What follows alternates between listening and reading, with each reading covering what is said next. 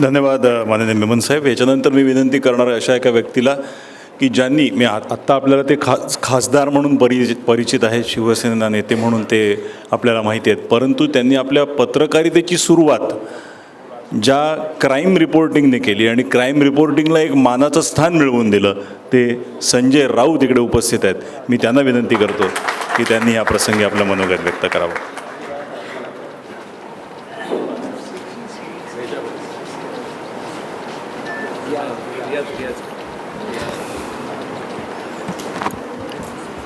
देशाचे नेते आदरणीय शरद पवारजी, विधान परिषदेचे सन्माननीय सभापती रामराजे नाईक निंबाळकरजी, गृहराज्यमंत्री डॉक्टर रणजित पाटील, माझे राज्यसभेतले सहकारी आणि प्रसिद्ध कायदेपंडित मजीद मेमनजी, मधुकर झेंडे साहेब, करंदीकर साहेब, मजनूभाई,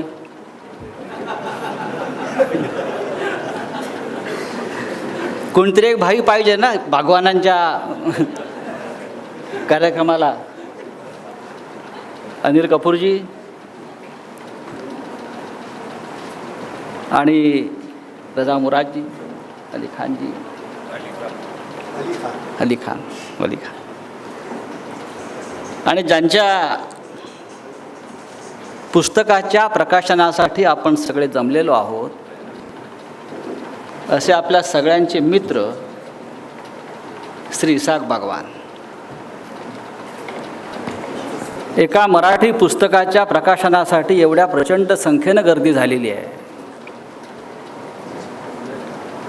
एक उत्तम असं मराठीतलं पुस्तक या निमित्तानं प्रकाशित होत आहे. ही गर्दी त्या पुस्तकासाठी नसून इसाक बागवान यांचं ते पुस्तक आहे म्हणून ही गर्दी. मगाशी मी पवारसाहेबांना सांगत होतो की इसाक बागवान आणि मी यांची वाटचाल एकत्र सुरू झाली. ते जेव्हा कुलाबा पोलीस स्टेशनला आले प्रोबेशनवरती फौजदार म्हणून, आणि तेव्हा माझी पत्रकारितेची सुरुवात लोकसत्तेतून त्याच वेळेला सुरू झाली. मी नरिमन पॉईंटला होतो आणि तेव्हापासून आम्ही दोघे एक चांगले मित्र म्हणून, नंतर आमच्या घरातले इतके संबंध झाले कौटुंबिक, अशी ही सगळी वाटचाल सुरू झाली. आज बारामती आपल्याला शरद पवार साहेबांमुळे माहिती आहे देशाला, पण ती महाराष्ट्राला इसाक बागवान ह्यांच्यामुळे सुद्धा माहीत झाली.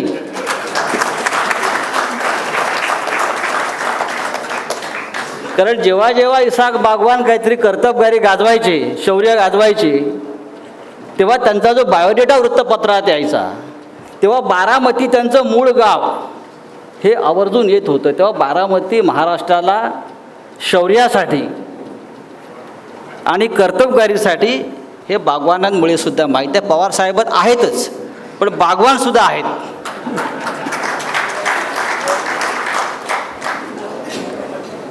आणि आमच्या बारामतीत ज्या फेऱ्या व्हायच्या त्या जास्त बागवान साहेबांमुळेच व्हायच्या.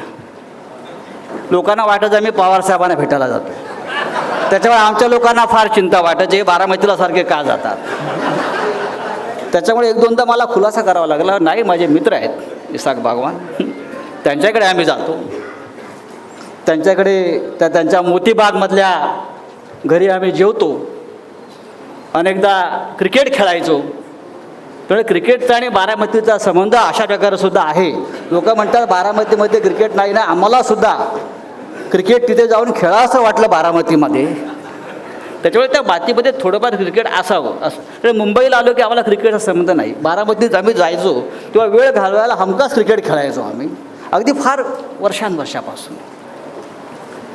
तर असे आपले इसाक बागवान गेले अनेक वर्षापासून एक पत्रकार म्हणून, एक वार्ताहर म्हणून, एक राजकारणाचा अभ्यासक म्हणून, एक गुन्हेगारी क्षेत्राचा अभ्यासक म्हणून जे काही पोलीस अधिकारी मुंबईच्या पोलीस खात्यामध्ये सातत्यानं समाजाला प्रेरणा देत राहिले, असे आमचे मधुकर झेंडे साहेब, इसाक बागवानजी, तेव्हा खरोखरच त्या काळामध्ये आम्ही जेव्हा पत्रकार म्हणून जायचो DCB क्राईम ब्रँचमध्ये गुन्हा अन्वेषण विभागात, ती जी दगडी बिल्डिंग होती त्याचा जो दरारा होता, थरकाप व्हायचा तिथे गुन्हेगारांचा सुद्धा, मोठ्या मोठ्या जब लोक जाते ते वहाँ, केशव सहस्त्रबुद्धे होते, समागवण साहेब होते, मला बरीच नावं आठवत आहेत. म्हणजे अक्षरशः तिथे जायचं म्हटलं आतमध्ये की समोर असे बागवान बसले, एका बाजूला झेंडे साहेब बसले आहेत आणि लोक थरथरायचे, गर्भगळीत व्हायचे. आज आपण ज्या मोठ्या मोठ्या गुन्हेगारांसाठी पाकिस्तानातून मागणी करतो आहोत, ते सुद्धा चळाचळा त्या बिल्डिंगला कापायचे. हे सगळे लोक तिथे बसलेले असायचे आणि त्यापैकी अनेकांना त्यांची गचांडी पकडून आणण्याचं काम झेंडे साहेबांनी अनेकदा केलेलं आहे. आता तुम्ही मोठे 25-30 वर्षांनी लोक मागतायत, तिकडे पाकिस्तानातून मागतायत, इकडून मागतायत. मी तर म्हणेन की आजही झेंडे साहेब, बागवान साहेब त्यांचा एक फोर्स तयार करा आणि त्यांच्यावर ते काम द्या. हे सगळे लोक इथे येतील. आज आपण म्हणतो सुपर कॉप वगैरे सगळ्या शब्द आज आपल्याकडे आलेले आहेत. सुपर कॉप, अमुक कॉप, तमुक कॉप, हे सगळे वरिष्ठ अधिकारी आहेत, कमिशनर, अमुक तमुक. पण खरा सुपर कॉप हे मधुकर झेंडे, इसाक बागवान मागे बसलेले आहेत. हे खरे सुपर कॉप होते त्या काळामध्ये. हे काही फार मोठ्या पदांवर नव्हते, कोणी इन्स्पेक्टर होते, कोणी फौजदार होते, असे अनेक लोक होते. इथे अजून काही बसले आहेत, आम्ही पाहिलं आहे. म्हणजे मला माहिती आहे, आज जसं मधल्या काळामध्ये क्रिकेटचं एक फॅट प्रत्येकाला वाटायचं का आपला मुलगा सचिन व्हावा, सचिनसारखं, तसं त्या काळामध्ये हे जेव्हा आमचे बागवान हिरो होते तेव्हा पोलीस खात्यामध्ये प्रत्येकाला इसाक बागवान व्हावं असं वाटत होतं. आपण जी भूमिका केलेली आहे इसाक बागवान यांची शूटआउट ॲट वडाळामध्ये, त्याच्याही पेक्षा थरारक गोष्टी घडलेल्या आहेत त्यांच्या आयुष्यामध्ये. हे झेंडे साहेबांनी मगाशी आपण उल्लेख केला की चार्ल्स शोब्रालला पकडलं वगैरे, पण अनेक गुन्ह्यांचा तपास, मला वाटतं प्रोफेसर शांतादेवी, अत्यंत कठीण अशी केस, मुंबईच्या रेल्वेमध्ये जो खून झाला होता त्या प्रोफेसर बाईचा, कोणताही एव्हिडन्स नव्हता, काही नव्हतं तेव्हा, CCTV कॅमेरे नव्हते, काही नव्हतं. तेव्हा आपण सगळ्यांनी ज्या प्रकारे तपास लावला होता ही फार मोठी गोष्ट होती. आणि असे अनेक तपास त्या काळामध्ये झेंडे साहेबांच्या नेतृत्वाखाली ह्या सगळ्या पोलीस अधिकाऱ्यांनी केलेलं आहे. हे आजच्या पोलिसांनी त्यांच्याकडून शिकायला पाहिजे. ही फार महत्त्वाची गोष्ट आहे. हे जे पुस्तक आहे हे साधं पुस्तक नाही आहे. यातल्या ज्या कथा आहेत सगळ्या, हे पोलीस खात्याच्या शौर्याचं डॉक्युमेंटेशन आहे. एक लक्षात, हे शौर्याचं डॉक्युमेंटेशन आहे की या पोलीस खात्यामध्ये छातीवर गोळ्या झेलणारे सुद्धा अधिकारी होते, सुपाऱ्या घेऊन मारणारे अधिकारी आजच्यासारखे नव्हते. हे डॉक्युमेंटेशन आहे. ही फार महत्त्वाची गोष्ट आहे. पोलिसांना वलय निर्माण करून देण्याचं काम त्या काळामध्ये दिलेलं आहे. एका साध्या पोलीस अधिकाऱ्याला सुद्धा जनतेच्या मनामध्ये ते ग्लॅमर, ही ताकद होती, हे सगळं त्या पोलीस अधिकाऱ्यांनी केलं.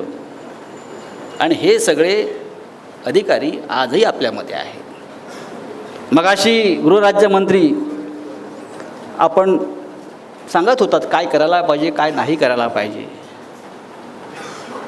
फार चांगली गोष्ट आहे. एक काम आपण जरूर करा, पोलीस खात्यामध्ये नवीन येणाऱ्या फौजदाराच्या हातामध्ये हे पुस्तक जाईल असं बघा. जसा युनिव्हर्सिटीमध्ये पुस्तकं लावली जातात MA साठी किंवा PhD साठी, अभ्यासासाठी मोठ्या मोठ्या लेखकांची, साहित्यिकांची, तसं पोलीस खात्यामध्ये हे अशा प्रकारच्या पुस्तकांना तुम्ही महत्त्व द्या. हे पुस्तक वाचा आणि आपल्या पूर्वसुरींनी काय काम केलेलं आहे पोलीस खात्यामध्ये, कशा प्रकारे काम केलेलं आहे. जसं मगाशी बागवान साहेबांनी सांगितलं की पहिल्या दिवशी जो धडा दिला झेंडे साहेबांनी त्यांना, तो महत्त्वाचा होता. हे पुस्तक जर तुम्ही पोलीस खात्यात लावलं तर मला असं वाटतं की 75% पोलीस खात्याचं शुद्धीकरण झाल्याशिवाय राहणार नाही आणि पोलीस धडाडीनं काम केल्याशिवाय राहणार नाही. कारण आज पोलीस खात्याला सुद्धा प्रेरणा नाही आहे. कोणापासून प्रेरणा घ्यावी हे सगळे पोलीस खात्याचे, मुंबई पोलिसांचे ब्रँड ॲम्बॅसेडर आहेत. तुम्ही बाहेरून लोक आणण्याची गरज नाही ब्रँडिंग करण्यासाठी. हे आपल्या खात्यामधले ब्रँड ॲम्बॅसेडर आहेत. हे आपले राजदूत आहेत पोलीस खात्याचे, समाजापर्यंत जाणारे. तो ह्या सगळ्या पोलिसांचा तुम्ही निवृत्तीनंतर सगळ्यात जास्त उपयोग करून घेतला पाहिजे. महाराष्ट्राच्या गृह खात्यानं, महाराष्ट्राच्या पोलीस खात्यानं हा केला पाहिजे. एक पुस्तक लिहिलं म्हणून बागवान साहेबांचं काम थांबलं नाही, ते त्यांचं काम चालूच असतं. सातत्यानं त्यांचा माझा आजही संपर्क असतो, झेंडे साहेबांचा संपर्क असतो. हे पुस्तक तसं मगाशी मी म्हणालो की महाराष्ट्राच्या, मुंबईच्या पोलीस दलाच्या शौर्याचा हा इतिहास आहे. ह्याच्यावरती सिनेमे नक्कीच सगळे निघेल, सगळं निघेल, पण ह्यातून पोलीस खात्यानं प्रेरणा घेतली पाहिजे. आणि समाजापुढे जे पोलीस खात्याचं चित्र आपल्या समोरात दिसतं आहे ते बदलण्याची ताकद या पुस्तकामध्ये आहे. एवढंच मी सांगतो. शरद पवारसाहेब आपल्याशी बोलतील आता. त्यांनी गृह खातं सांभाळलेलं आहे अनेक वर्ष, त्यांचा अनुभव जास्त आहे. आणि इसाक बागवान, मी आपल्याला शुभेच्छा देतो की आपण खूप चांगल्या प्रकारे काम केलेलं आहे. हे जे पुस्तकाचं कवर आहे, जेव्हा ते माझ्याकडे आले, पुस्तक लिहितोय, पुस्तक करतोय, तेव्हा पुस्तकाचं नाव का त्यांनी वेगळं दिलं होतं, मला आता आठवत नाही. मी म्हटलं पुस्तकाला नाव नाही आहे, इसाक बागवान हेच त्या पुस्तकाचं नाव आहे म्हटलं. इसाक बागवान हे त्या पुस्तकाचं नाव आहे. या पुस्तकात दुसरं कुठलं नाव असू शकत नाही, कारण हे पुस्तक हे इतर पुस्तकासारखं नाही आहे. हे तुम्ही जे आयुष्य जगलं आहे पोलीस खात्यातलं, इसाक बागवान म्हणून, ते हेच नाव त्या पुस्तकाचं. आणि त्या प्रकारे त्यांनी पुस्तक तयार केलं. कारण आपण जरी आपले मित्र असलात, माझ्या कुटुंबाचे मित्र असलात, तरीसुद्धा आपण जे काम केलं ते आपल्या सगळ्यांसाठी प्रेरणादायी आहे. आपल्याला चांगले गुरु लाभले ही फार मोठी गोष्ट आहे. आणि गुरुने तुम्हाला घडवलेलं आहे. आपण आईवडिलांचं ऋण त्यात मान्य केलेलं आहे. संस्कार महत्त्वाचा आहे. हा संस्कारसुद्धा पोलीस खात्याच्या पुढल्या पिढीवरती होणं, करणं, यासाठी सुद्धा आपण काम केलं पाहिजे. निवृत्तीनंतर हे फार महत्त्वाचं काम आहे. मी पुन्हा एकदा, पुस्तकाची निर्मिती फार उत्तम प्रकारे झालेली आहे. अजय तामाणे, शिल्पा सरपोतदार, हे सगळे सामनाचे लोक आहेत. मेमन साहेब, तुम्हाला सांगतो, आम्ही चांगलं कामं करतो. हे सगळे, ही आमची टीम आहे. यासाठी मी सांगतो की एक उत्तम प्रकारच्या निर्मितीमध्ये आमच्या लोकांचा हातभार लागलेला आहे. आणि त्या पुस्तकाचं प्रकाशन शरद पवार साहेबांच्या हस्ते होत आहे. कारण जेव्हा जेव्हा आम्ही दोघे एकत्र भेटतो तेव्हा आमचा चर्चेचा विषय पवारसाहेबच असतो. साहेब काय म्हणतात, दिल्लीत भेटले का? आम्ही म्हणतो बारामतीत गेला, साहेब भेटलात का? हे चालू असतं, हे प्रेम असतं, हे आत्मीयता असते. तर मी या पुस्तकाच्या निमित्तानं बागवान साहेबांना शुभेच्छा देतो. आमच्या एक मित्र म्हणून अनेक वर्ष आम्ही दोघे एकत्र आहोत, एकत्र काम करतो आहे. त्यांचं कुटुंबाशी माझा जिव्हाळ्याचा संबंध आहे. आणि हे पुस्तक विक्रमाचा, खपाचा विक्रम मराठीत नक्कीच पार पाडेल. हिंदी आणि इंग्रजी आणि जागतिक स्तरावर हे पुस्तक जाईल. मला असं वाटतं दाऊदला पकडण्यासाठी बहुतेक याच पुस्तकाचा उपयोग अमेरिका केल्याशिवाय राहणार नाही. आपल्याला जमेल की नाही मला माहीत नाही. जय हिंद, जय महाराष्ट्र. धन्यवाद. आणि आता मी विनंती करतो माननीय श्री पवार साहेबांना की त्यांनी आपलं मनोगत ह्या प्रसंगी व्यक्त करावं.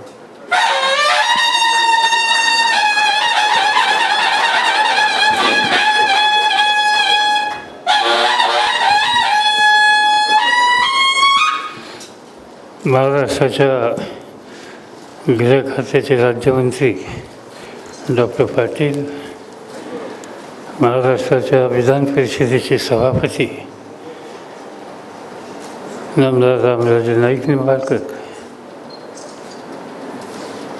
राज्यसभेतले माझे सहकारी शिवसंजय राऊत, दुसरे आमचे सहकारी ज्यांचे विचार या ठिकाणी आत्ताच ऐकले,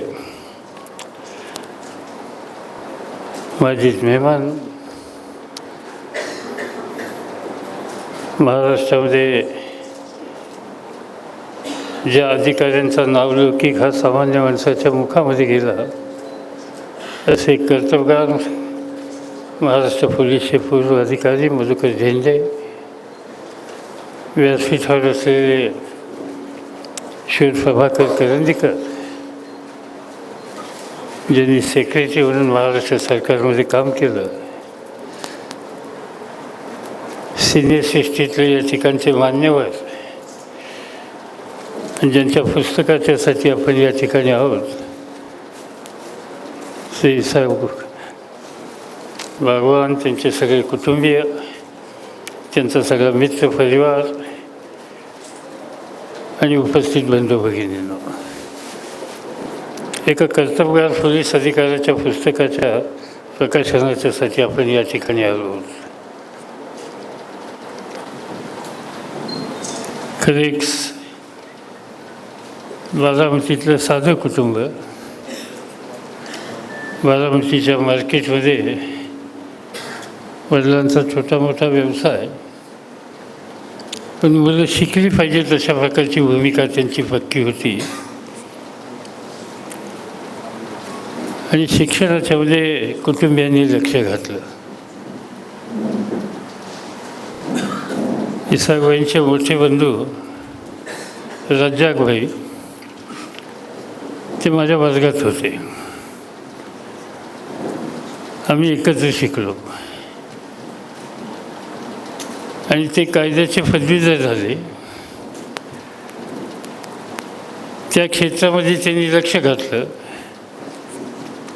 माझं स्वतःचं शिक्षणाच्या बाहेर जास्त लक्ष होतं आणि त्यामुळे मी काही शिक्षणामध्ये अधिक काही सीमा गाठण्याच्या संबंधीचा प्रयत्न कधी केला नाही. सार्वजनिक जीवनामध्ये काम करण्याच्या संबंधीचा आग्रह असल्यामुळं साहजिकच मी माझं क्षेत्र बदललं. विधानसभेला निवडून आलो. 5 वर्षाच्या नंतर राज्याचा राज्यमंत्री झालो. डॉक्टर पाटलांना मी मुद्दाम सांगू इच्छितो की मी पहिल्यांदा राज्य गृहमंत्री होतो. त्यामुळे राज्य गृहमंत्री मुख्यमंत्रीसुद्धा होऊ शकतो. आणि एकदा नाही 4दा हा महाराष्ट्रात इतिहास हे जरा लक्षात ठेवा.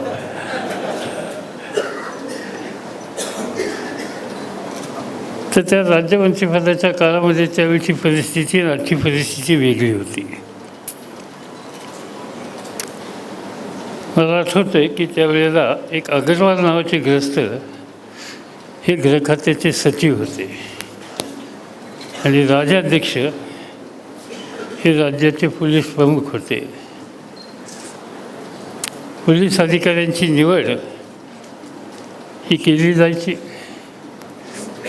नंतर यादी मान्यतेच्यासाठी राज्यमंत्र्याकडे यायची. राज्यमंत्र्याची मान्यता झाल्याच्या नंतर त्यावेळचे मुख्यमंत्री वसंतराव नाईक त्यांच्याकडे जायची.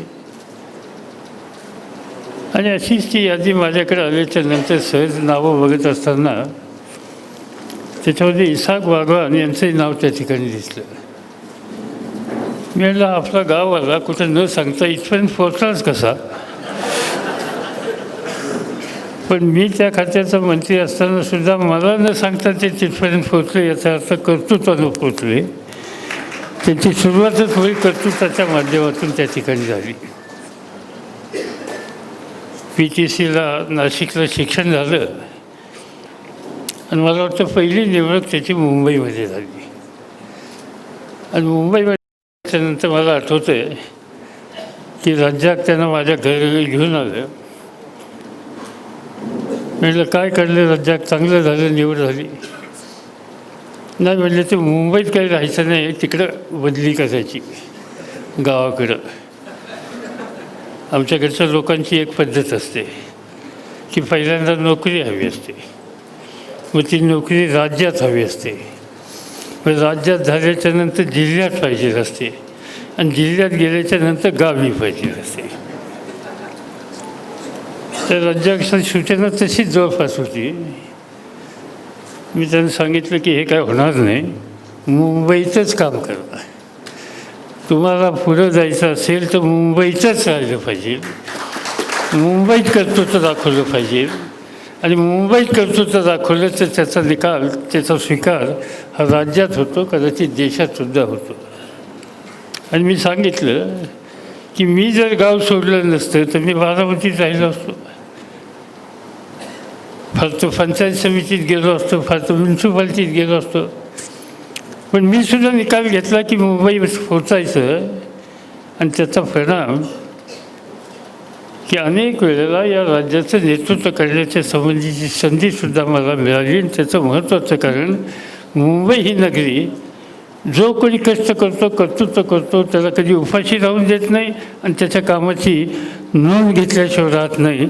आणि त्यामुळं इसाकने मुंबईमध्ये आपलं आयुष्य घालवलं पोलीस खात्यामध्ये. त्याचाच परिणाम आज त्याचा नावलौकिक या क्षेत्रामध्ये विशेषतः क्राईम ब्रँचमध्ये अतिशय उत्तम झालेला आहे. त्याचं भाग्य आहे की त्यांना सुरुवातीच्या काळापासून चांगले लोक भेटले. पोलीस खात्यातले रिबेरो या देशातला एक अत्यंत कर्तबगार अशा प्रकारचा पोलीस अधिकारी, स्वच्छ, नव्या अधिकाऱ्यांना तरुणांना प्रोत्साहित करणारा, चांगलं काम केलं तर पाठीवर थाप मारणारा, असे अनेक अधिकारी त्या काळामध्ये होते. मधुकरराव झेंडेंचा उल्लेख या ठिकाणी केला.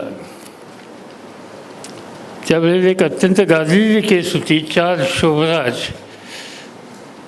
ते काय ते कसलं काय ते त्यांचा व्यापार कसला होता ते काय जग ना हां खुनी केलं. नेपाळमधनं काहीतरी तिथनं जेलमध्ये फरारलेलं होतं. आणि भारताच्या बाहेरच्या सुद्धा